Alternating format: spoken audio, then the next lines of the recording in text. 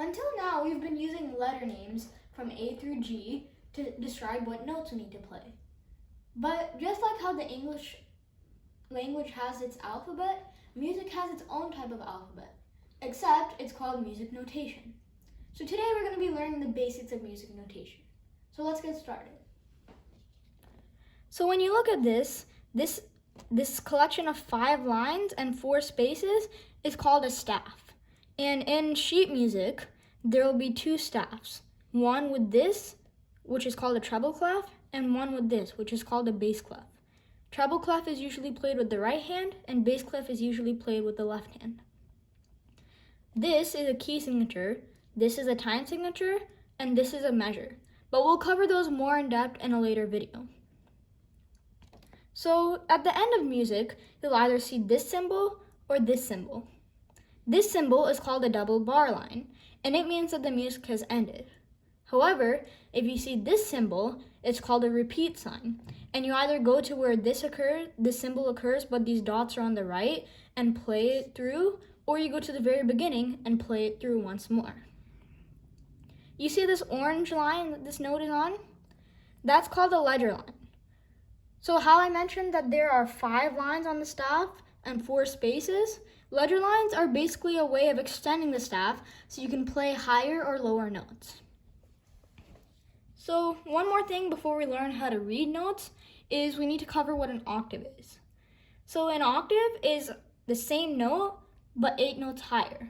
For example, this is a C and this is a C 1 octave higher. So these octaves are what makes us need music notation rather than just notes, because there's 88 keys, which is just repeating octaves. So you have to have music notation so you know exactly which A to play, what C to play, or any other note. So now that we know that, let's cover one more thing, which is middle C. This C is middle C. And on both of these staff, you see one note that's on an orange line. Those are middle C. And if I were to bring these staffs closer together, you would see that this note and this note are exactly the same. So now that we know that, let's cover how to actually read notes. So, this is a C, this is a D, this is an E, this is an F, this is a G, this is an A, this is a B, and this is a C. And like how I said that the notes repeat from A through G and then back again to A, the notes on the staff repeat as well. So if I wanted to go past this C, this 4th line is a D, this 4th space is an E, and so on. So if you've noticed that the staff has 5 lines and 4 spaces, memorizing the patterns of both of those can help you sight read a lot faster. And for that, we have these handy acronyms. So for the treble clef lines, we have every good boy deserves fudge. And if you take the first letters of all of those words, you get the note names. So for the first line, it's an E. For the second line, it's a G. For the third line, it's a B.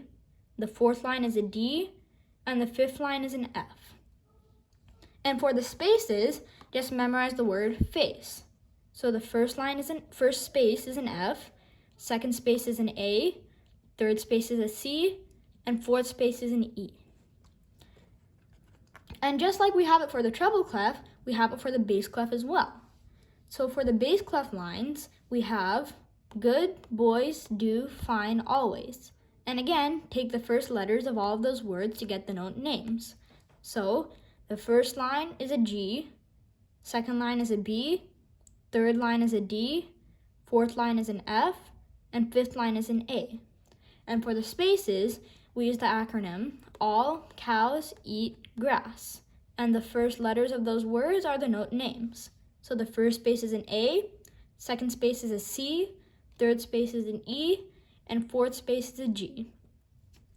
So one more thing before we finish off. Sight reading is a particularly difficult skill. I wasn't even decent at it till I had been playing for around 6 to 7 years. So the important thing with sight reading is that you practice it every day, because initially what you're going to be doing, you're going to have to count. Okay, do I want to read this note? F, A, C.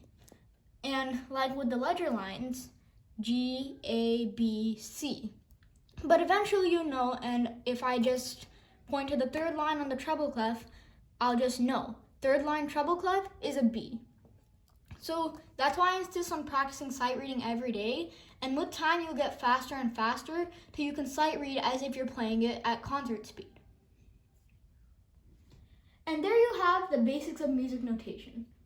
As always, post any questions in the comments, and make sure you practice sight reading even if it's a small piece every day. Thanks for watching, and I'll see you guys next time.